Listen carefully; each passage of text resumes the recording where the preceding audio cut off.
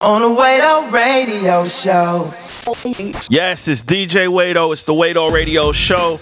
It's more than music, it's ministry. And today, we are, I don't want to say turning the tables, but we're doing something a little bit different, man. D.Royul, the man that, the main producer for the Wado Radio Show now, has just released the album. And I thought it was important, man, that we had this brother on to talk about it. Because he's such a humble dude that if I don't have him on to talk about it, he would never talk about it. There was people on the team that didn't even know he was coming out with an album until he came out with it, man. So, what's up, brother? How you doing, Wade? I'm feeling good. That's all right. Yes, you're right. I can be too humble sometimes. I need to. Yeah, man, you wouldn't talk about the album, man. You wouldn't talk about it. Hey, but so let me ask you this though, man. How does it feel to actually have the project out and get the response from some of the people you've been getting it from? It's a complete blessing. I never actually thought I'd be in this place. Doing music was never anything I even was looking to do. When God even told me you're going to be doing music, I was surprised. I was in college for computer animation, and God just literally told me when I was walking back to my dorm one day, he just said, "You're doing music." And I was like, okay, you don't say no to God. So as he's been bringing me through this process of creating music and submitting to him even through the process, actually having it completed and a finished product, in my hands, it's been nothing but a blessing. When people say, "Oh, thank you for creating this," or for being transparent and such, I can see how God is getting glorified in their lives. And it's so humbling, man. Yeah, one of the things that I think for me, man, was encouraging is when you did this listening session, like this was a couple months ago now. I think it was October or something. Yeah. Was it that long ago? Yeah, man. Wow. Okay, so 6 months ago, you did this listening session, right? And so we're kind of all in the room and, we're listening to it. And it really hit me, was like, man, this dude did this entire project from top to bottom pretty much himself. Like, you did the production, you wrote the lyrics, yep, the vocal arrangements, like you were literally like a one-man band, bro. Is there any part of that creative process that you feel most passionate about? Like, maybe, some guys lean more towards the production, some guys lean more towards, the songwriting, some, the vocal performance, the rapping, the singing, that kind of thing. Like, you did it all, man. Which one of those is like, are you most passionate about? I'm most passionate about the production and engineering.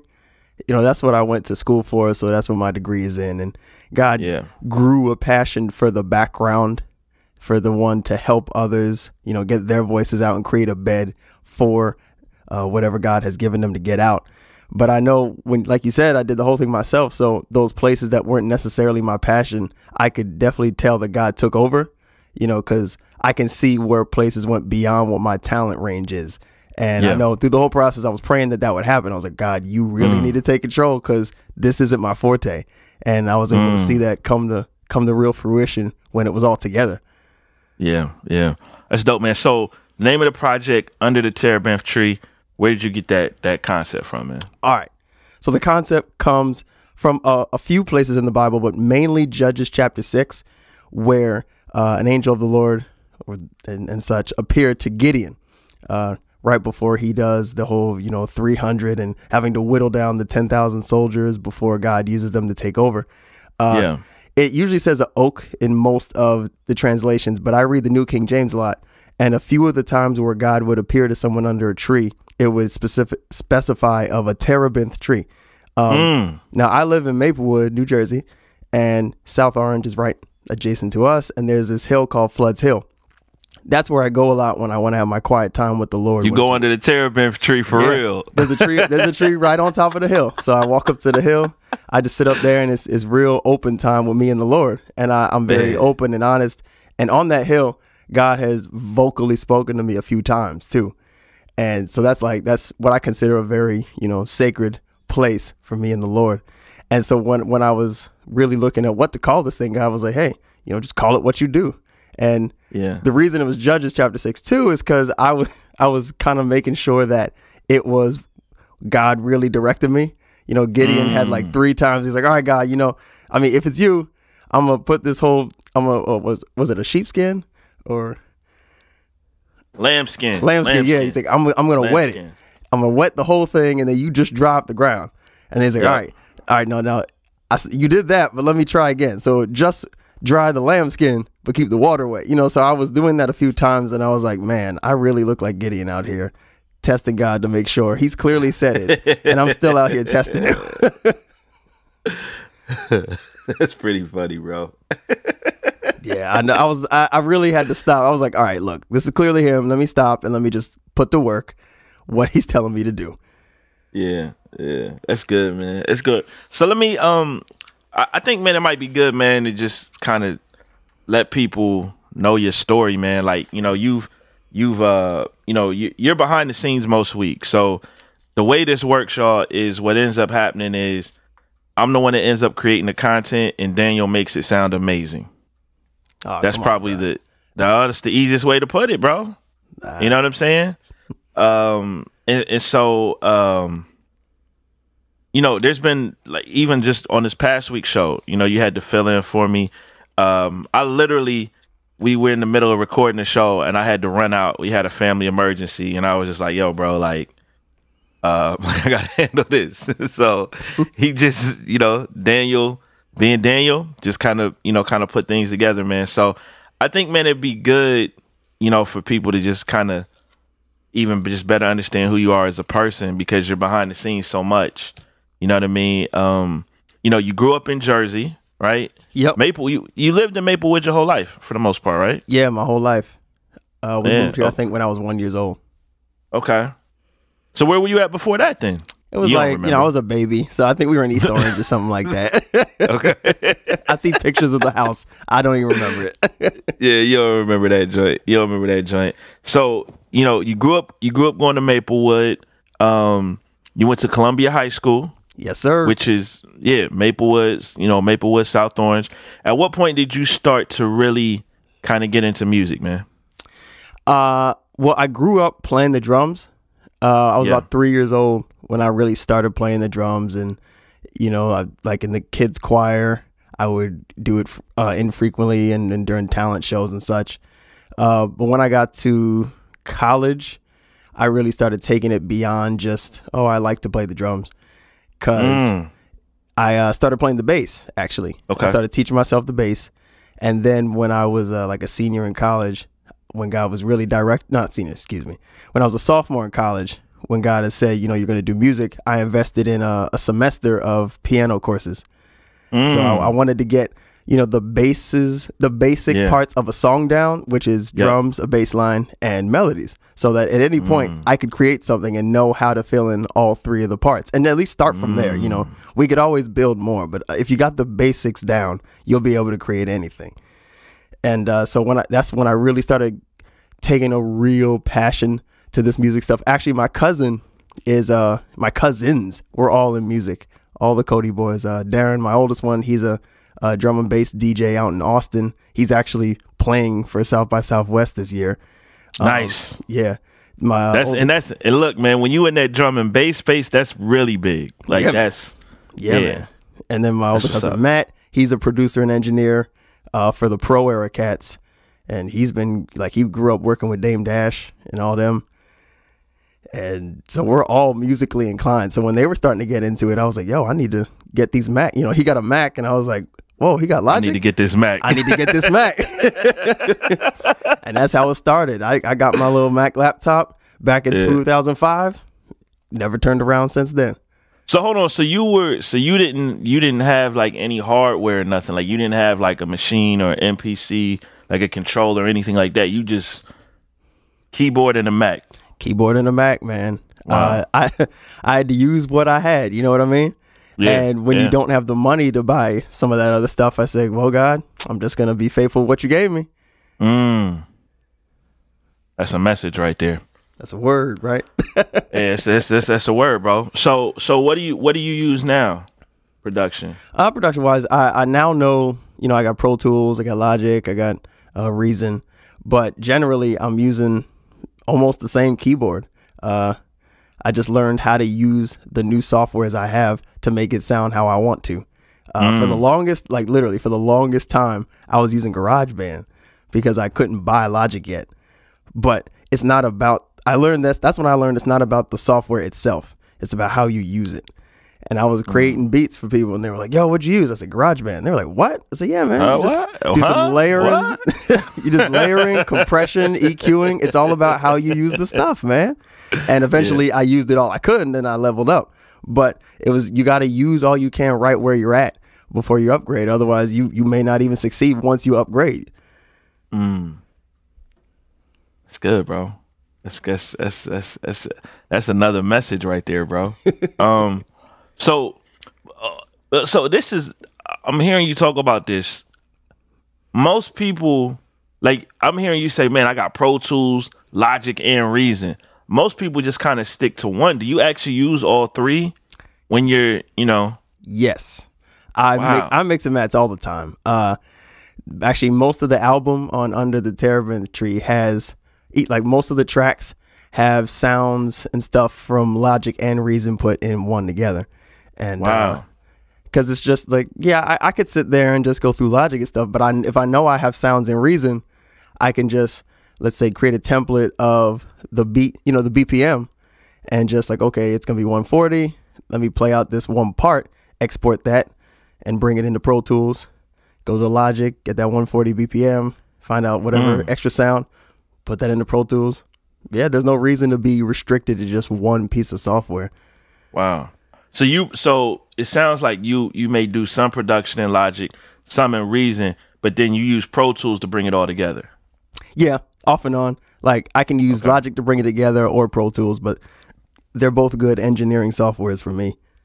Wow. Good, bro. That's good, man. So you're in college, you start doing music, but you're already saved. So at what point did you, like, I know you grew up in church. Like, I know your family, like you church boy for real. But were you ever in that space where you were like, I'm in church, but I'm not really in church? You know what I'm saying? No, or was it like, man, you just from a young age you had that relationship and you never really strayed from it? All right. So my testimony is one that I'm very open and honest about. I don't have a BC, before Christ story, because I was 5 when I walked up to the front to get baptized. That was me. Nobody pushed you up there. Nobody you walked up there. Matter of fact, I told my mom, I said, can I go up now? And she was like, yeah, you can go now. I was like, there you go. And I walked up. And matter of fact, my godfather was preaching that day. I remember because I walked up into the pulpit and he was like, no, you got to come down to the front in front of the altar. I was like, oh. But that's my son was like that. Nate was like that. Oh, man. Yeah. I was actually standing in the front welcoming, new converts and people that wanted to join the church. And he came up there and I thought he was just coming up there just because he wanted to come up there. He was like, nah, I'm here because I made a decision. There you go, my man. So, yeah. So 5 years old, you go up to the front. Obviously, you're conscious of what you're doing, and so what happens after that? After that, I'm living a life for Christ, and as best as a 5-year-old, 6-year-old, 7-year-old can, growing and such. But when I was 13, I made a specific decision to really get serious about living as a Christian. And now I'm in, I think, 7th grade by then. But I was hearing all the stuff that the preachers were talking about. And I said, well, you know what? If they're talking about this, let me get real about it. And 13 to about 16, I was reading the Bible. I really wasn't getting it, but I just kept reading because I knew eventually I would. And right when I was 16 is when the light switch just started coming off. You was in that New King James at 16? I was in the King James at 16. That's why it took you 3 years to get it. I was not about that NIV, man. I wanted the thoueth And as you returneth back to the hill on the Mount of Olives. Yeah, I was all about that, man. Hey, hold up. But you was in the Baptist church then too, right? Yes. Yeah. See, that's what it was. You saw all the adults was reading that King James. And you said, this is what I'm supposed to be doing. This is what I'm supposed to be doing. So I was just doing what I saw. But I was 16 and everything started coming off. Now, on the flip side is when I was about 6, I ran into, in a quick check, I saw a Playboy for the first time. And I was a very inquisitive, young guy. I just didn't understand what it was. And that led me to really investigate. I was an investigator. If I didn't get it, I would look to see until I finally understood. But that led to an addiction by the time I was 13. That was the wrong kind of investigation right there, yeah, bro. Man. Yeah, man. But the thing is, this is all while I'm in Christ. Yeah. Because I was the church kid. I was the exemplary son of a churchgoer. I was Jesus so many times in so many plays. Like I was the one doing the right thing. But this was the one thing I was struggling with. And I just kept going back to God. I wasn't freed yet. But right when I was 13 is when it turned into an addiction. And I can look back and say that now. And up till I was about 20, it was a very rough time, man. Being in church, but dealing with this addiction. And I mean addiction. Like I couldn't go a day without watching it. And I would literally get the shakes like I was in withdrawal. Wow. And March 2007, sophomore year in my dorm is when I was listening to a sermon about pornography addiction. And I was just praying and crying out to God. I said, God, I'm really tired of this. Please free me, free me. And I felt this large black ball come out of my chest and fly, like into the air and go away. And the draw and desire for pornography was gone. Wow. Gone. From that day on, it was gone. You felt the ball and you saw it too? Yeah. Wow. I saw it lift up out of my chest and just go up in the air and never came back again. And I'm very open and honest about my past because that's a lot of people's struggle. A lot of people. And I know when we talk about covenant eyes, I completely support that because I have that stuff still on my phone, on my computer, because we have to be watchful of ourselves, guard our gates. And I am open about it so that people know if I can be freed, so can you. I'm just a dude from Maplewood. God is, if he can do it for me, he can do it for you, man. And so that's why. That sounds like a Ty Tribbett song right there, brother. Hey, that's just, man, I used to play that so much. Yeah. If he did it before, he could do it again. So that's my DC, my during Christ story. Wow. So this is interesting. I'm hearing that sophomore year was pivotal for you. Yes, very much so. Wow. So you were at FDU. Yep. Fairleigh Dickinson. Fairleigh Dickinson in Madison, New Jersey. Yeah. So, okay. So let me make sure I understand this. So sophomore year, that was, a clear turning point for the pornography addiction, and the Lord put you, in that music space. Yep. Like really confirmed this is a part of your calling. Yeah. Which one of those came first? Was it the pornography thing, and then after that, the music situation? It was the music first. Music first. Music first. And then I was freed about, I'll say, 6 months later. Wow. That's deep. Yeah. That's deep, bro. So you're on this path with music. You're freed. You're in college. You start making music in college. Like you start making it right away. Yep. Right away. Matter of fact, I transferred the next year, my junior year, to Bloomfield College in Bloomfield, New Jersey. And that's where they have the computer and music production record engineering degree. And they have us start making music right away. So, we're learning how to mix, but we're also creating our own songs and such. And each class was teaching me more and stretching me. And I was incorporating a lot of my testimony into all my music. And even to the point where like my senior thesis was an album, 8-track album. And it was called Story of a MOG. And it was my story of, being in church and then having to deal with this struggle and then being brought out and freed. And from track 1 to 8, it was my story. And I talked openly about some situations, even with like being in places I shouldn't have been and how God kept me and stuff like that. So for you non-Jersey people, Bloomfield College is not a Christian college. No. This is a regular college. So how were your classmates and your professors and people responding to you being so open and honest and vocal about your testimony in that space? It was very surprisingly received. But I say because God was using me anyway. When I was there, I could feel a heavy spirit. Every time I walked on campus, I could feel the spiritual oppression. So I recognized that being one of the, I'll say, only vocal Christians, there were a few that I found once I started getting vocal, once I started shining the light, more came out. Because it was heavy. You became the leader. You were the poster boy for the Christians on campus. Yeah, man. Everyone knew me. Daniel speaking out. I could roll with him. Everyone knew. I was on the quad like 10 a.m. reading my Bible all the time, and I was just like, I'm gonna be out here, so that y'all can know that y'all are not gonna be living in this sin and not be contested. I was like, Satan, you're gonna know that Christ is here.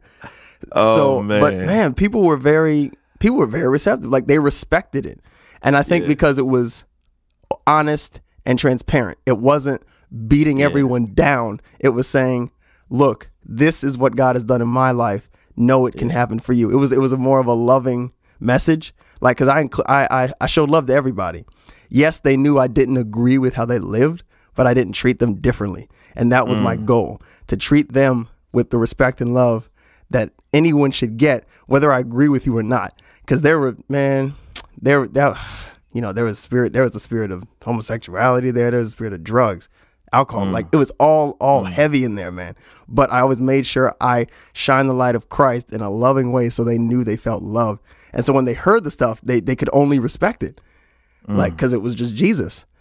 And you there's only so much you can take of Jesus before you say, yeah, man, thanks, yeah. And people would come up to me sometimes and just want to talk. Like, when I was out on the quad reading the Bible, people would just want to come and talk to me, and I'd do everything that I could to speak the life of Christ into them. But creating those opportunities allowed for the cloud of those heavy spirits to part at times, so that they'd be able to see the light, that the life of their sin, would lift for a minute. And I'd try to be like, whenever those times happen, I try to hit them with as much Jesus as I could, so they could see how real he is and how real he could change their lives. Wow, that's good, bro. That's really good, man. So you graduate from Bloomfield College. Then what starts to happen for you, man? Well, then I start traveling. While I was at school, I got part of a few international programs, and I went to Korea for a month. I went to Spain for a month. Wow, I didn't even know this. Oh, no? Oh, okay, yeah. While I was there, I went to the Korea. Other stuff I knew. This part I've never heard this before. I was like part of an exchange program in Korea. Okay. So we're Korea and Japan. Then I took like a study abroad in Spain. And because of all the traveling I'd done, the creator of the art and technology program, he did this international conference with like an NGO called Open Society Institute, and they go to NGO they do nonprofit type of work for some underprivileged people in other countries and such, who are trying to make social change in their governments and stuff like that. So they're teaching youth how to use various different ways to bring that change about, and they needed a media guy. They needed a sound guy to teach them, very basic level stuff. And they came to me. And so that summer, I was 4 weeks in Turkey. 4 weeks in Turkey teaching very basic level skills of audio engineering to people from about 120 countries. Yeah, there are kids from 120 countries there, man. And I did that the summer after that. But this time we traveled to Uganda and to Thailand and to Nepal, and did the same thing for I was there the whole summer. It was 3 weeks each in each country. Wow. That had to be an amazing experience, man. Now let me tell you this. those were some of the most life-changing experiences I've ever had. I bet. And actually, I was writing songs while I was overseas too. I put out a mixtape called Gone Fishing, and it was about, fishing for men, as the Great Commission and such, making disciples. But when I was overseas, I have never been that close to God in my life. Like, I was able to see spiritual things, specifically when I was in Thailand, because that's a Buddhist country. That's Buddhist, Islam, and there's a whole lot of sex trade. There's a whole lot of evil going on over there. So when I was there, I could feel God next to me so often. So when I prayed, I could see the glory push back the evil, And there was even a time where I was praying late at night. And I think I prayed like something like, oh man, Lord, I wish that even you'd send the angel Michael to smite any demons that are walking around me. And I saw something come from heaven, like a lightning bolt, and smack something that was right in front of me in the road. And it went flying into hell. I was like, what? That's crazy. Yeah. So it was like those kind of experience that had me writing about how close the whole, God will be when you're in very high, spiritual places and such like that. And it was just, I got a full on 20 track mixtape from all of those things, because it was just so much closeness to God. I just kept writing. I just kept getting inspired. Now let me pause in the D.Royul timeline for a minute, because I know for a lot of Christians, man, when they hear us talk like this and we say, man, we heard God say, or the Lord dropped this in my spirit, or I saw a vision, people think, man, that couldn't have happened, or this is spooky, or how come I've never seen anything like that, man? And, what would be your response for people like that? Because clearly what you've seen, you know what I'm saying? But what would be your, how would you respond to people that kind of have those types of questions, bro? I would say I completely understand. None of that happened to me before the year, 2008. I'm not going to sit up here and say that every single person will see exactly what I've seen, but God will reveal himself in a way that you will know, and it may not be a vocal voice. I know people who, there's a brother of mine, Larry. He talks about how when he knows God is with him, he feels like a pressure on the back left of his head. Now, I have no clue what that means, because that's not what he does for me. But the relationship that he has with God, when he shows up out, whenever he wants to speak to him or something like that, he feels that, because that's him. That's how he does. There's another brother of mine who talks about it was just like a wind that surrounds him. And it may not be windy, but he feels a wind or something. And I'm like, okay. But if you're with the Lord consistently, if you're going to him in prayer, if you're spending time meditating, he's going to reveal himself in a way that you will completely understand. Completely. You will have no doubt. It will be outside of you. It may not be a voice. It may not be a wind. It literally might be you just might hear a bird chirping, but it will be something that you completely understand. And if you truly believe that the Lord is God, why don't you trust him to do it? God is the creator of everything. There are galaxies and stars in the cosmos and everything, just because he wanted it there. Why can't he reveal himself to you in a way that you will understand? Yeah. Well, and I think what you just said was great, because sometimes people feel like if God doesn't reveal it to me the same way he reveals it to you, either something's wrong with me or something's wrong with you, or the whole thing doesn't work. Yeah. And it's like, yo, we're all unique individuals. It's kind of like the way I communicate with you is different than the way I communicate with my wife Belinda, or with my kids, or even with, the Wait On Radio listeners, because we all receive information differently. So why wouldn't God communicate with us, each of us differently at times? Yeah. And we're all unique. God is always creating something new too. With such a vast God, why wouldn't he be able to do it? And you got to have patience. You really got to trust God. Like, trusting God does take patience sometimes, because he wants to foster faith in you. He wants to grow that faith in you. He wants to grow that relationship where you'll even be able to hear him in whatever way he wants to, because you won't be swayed by, I didn't come this way by like a yellow leaf falling across my face. It's not him. You know, you'll know without a doubt, because your relationship is so deep with him that you'll go, yep, that's the Lord. Yep. That's good, bro. So you come back from overseas. Yeah. So you got all this overseas experience. You put this mixtape out. Now what starts to happen? Now what starts to happen is I'm looking for more to do. Because I get back trying to figure out how to serve. So how old are you? You're like 24 at this point, right? Yes, I'm 24. Yeah, 24. I come back, and I was actually then in an international relationship at that point. So that's when that came. Got it. Yeah. That was like the first trip back from Africa, and I got an international relationship with a girl from Australia, and I traveled to Australia about twice to visit her and her family, and I saw all of Australia, and that was a beautiful time, and that did not continue. So. That is just a great time. That was just a great vacation as I look back at it. But one specific thing happened while I was over there. The girl who I was in a relationship with, her older sister was like living away on the family's farm at one point. And I talked with her one night. She had actually had my mixtape. Like, she downloaded it. And she was not near a church. There was no churches out there, because it's farmland. I'm talking like 4,000 acres on each farm. No, the houses are nowhere near each other, and it's just a long drive to get to the city.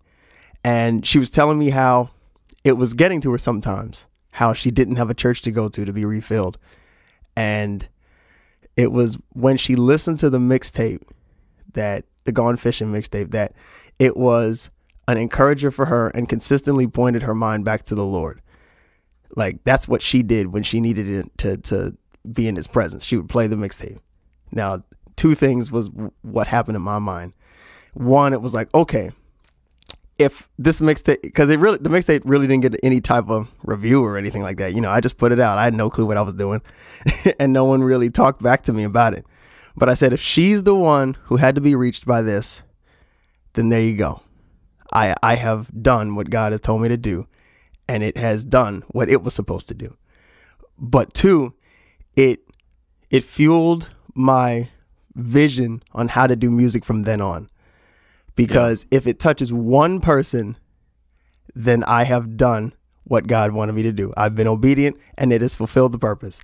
And in the intro of the Under the Terebinth Tree album, I actually reference, this woman where I'm having a conversation with God, and God says, even if you touch one person on a farm in Australia on the other side of the world, you have done what I've told you to do, and it has all been completed for my glory. And so I always keep that in my mind whenever I'm doing anything. Like, if it touches one person, if one person is either brought to Christ or reminded of Jesus' love for them, there you go. That's good, bro. That's good, man. So you start looking for somewhere to serve. Yep. And you're in this international relationship. And in this time, you also switched churches too, right? Yes, I did. God was putting on my heart to switch out of the church I grew up in, Clearview Baptist Church, Newark, New Jersey. And I was chairman of the men's day of like when I was 22. And I was like the youngest chairman, that hadn't happened, because men's, for those who don't know, in many traditional churches, specifically Men's Day is such a big deal, man. It's a big deal. And like the chairman generally is not under the age of 40. Oh, my goodness. Because it's all the men in the church. And it's just mad funny to even hear you say you was chairman of the Men's Day. Hey, I was like, Lord, you got to take control of it, because I'm the youngest dude in this ministry. And they done made me leader. I'm like, oh my goodness. But by God's grace, I did it. And God was like, all right, you done chaired Men's Day. You know, you've been a youth leader for like 4 years. Either you're about to become a minister or it's time to roll. So I was like, okay, so what am I going to do? I spent about 3 months praying and fasting about it. And he had me look around at some churches. And I ended up in Christ Church in Montclair. Yeah. That's where I serve now. And he had me transition out of Clearview. And I transitioned into Christ Church and started serving in the youth ministry. And looking to leave my other part-time job, which was I was in the women's shoe department in Lord and Taylor, and that was like my part-time job like since college, and I was just looking for more, you know what I mean? And so as I am doing all this, I see this tweet, and the Wado Radio Show was like looking for some more production people. So I was like, yo, I could do that.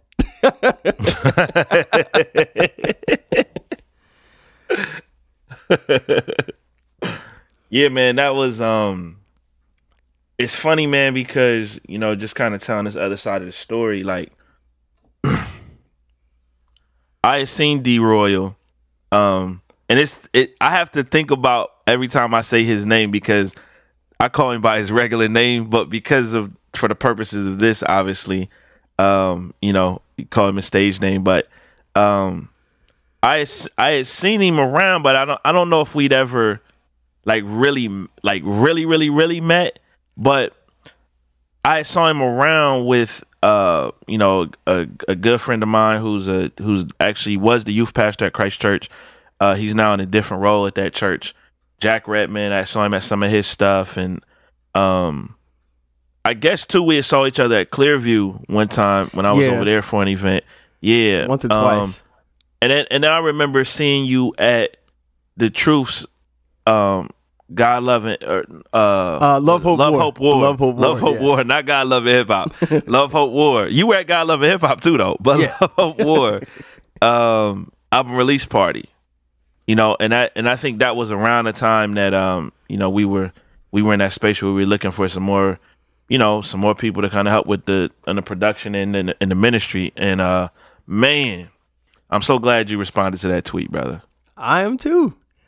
This like when I actually started working on the show, I was like, yo, just 1 year ago, when I was still in the relationship, I was talking to her and I was saying like, you know, I really am not sure what God wants to do with me. I said, who knows? I could be, you know, working production on the Wado Radio Show one day, because I listen to the show all the time. And see, 1 the year Lord later, put that in your heart, brother. He put that in your heart. I was like, yo, 1 year later, here I am working on the show. I could have never seen this. First of all, I could have never seen that. I could have never seen being interviewed by DJ Wado about an album I put out. Like, that's even crazier, where I'm just like, wait a minute. Is this actually happening? Man, we just kicking it right now, brother. We just kicking it, man.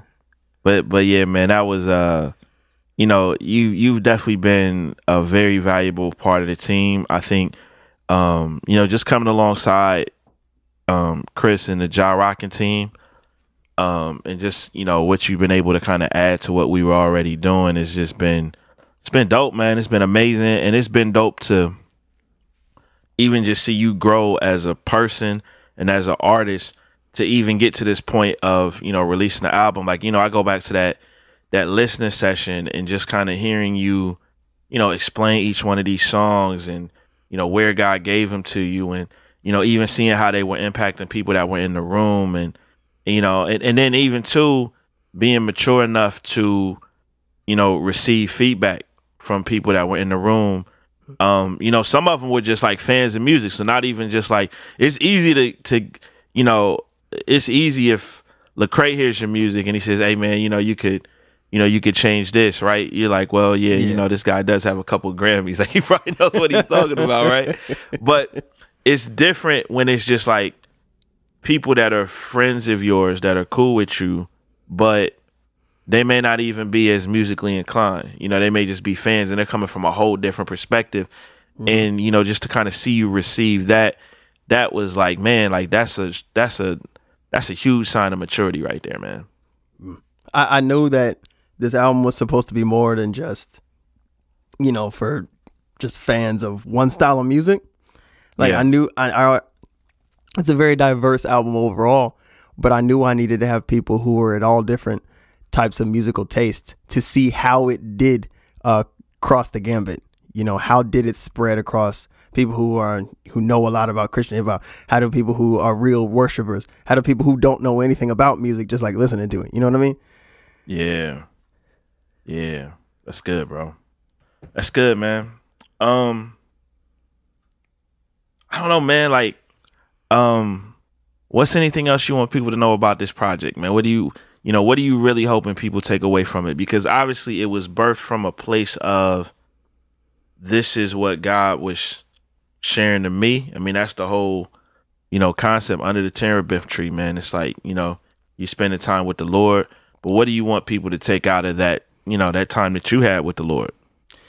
What I want people to take away is for them to know that when they listen to the album, they will be directed to God. Each of the songs was written so that if you sing it, or if you think about the lyrics, or if you just hum along or listen along, you will be your mind and your thoughts will be directed back to the Lord. If you're looking to really think about and meditate on God's grace, God's mercy, all that he is, all the things about him, you will enjoy this album, because each of the songs was made so that you think about the Lord and all that he is. It's called He Runs It, God is on our side, You Deserve the Glory, Give It All to You, God, He'll Never Leave You Alone. All these songs are about the Lord and what we face as Christians on this earth, how we can always turn our minds back to him, even in the midst of things in things that we're in the midst of going through. We deal with stuff every single day, and sometimes we just need a pick me up. So a lot of these choruses were written in a way that when you're just going through something, you can remember the chorus and just be like, no, I can do this. God's with me. God's got me. God's on my side. God's on my side. No matter what's going on, God's with me. God's with me. And before I put it out, I was the one reminded of all these things as I'm, playing back the album, as I'm mixing it and stuff. And these were ministering to me. These songs were ministering to me when I was feeling depressed or when I was feeling down. There's some very rough times during the breakup. When I broke up with the girl, I was dealing with a lot. I had never really thought about suicide before, but there were some very, very low times. And I was listening to these songs, and it just brought me back to the Lord. And I was strengthened by his presence each time I thought about who he was. So these songs were supercharged with that ability, because it's all about him. And that's what I want people to know and see whenever they hear this album. So this is really even though every song isn't like the style of music of worship, but this is really a worship album in a sense. Yeah. Worship is praising the Lord with everything you do. So yeah, you're right. This in a sense is a worship album. That's good, man. That's good. Well, bro, man, Daniel, man, I'm proud of you and happy for you, brother. I just want to encourage everybody, man, support this project. It's really good music, very diverse, and it comes from such an honest place. You know what I mean? And so you will be blessed by it. I do pray that the Lord blesses you through it. I guess I give you the website. Yeah, you got to promote, man. Promote. You're right. Okay. Yeah, so it's on iTunes and Amazon under the Terebinth Tree. D.Royul is D.Royul. Or you can go to my website, DROYUL.com. And my Twitter, well, that's my Instagram too, at DROYUL. Twitter, DROYULMOG. That's it, man.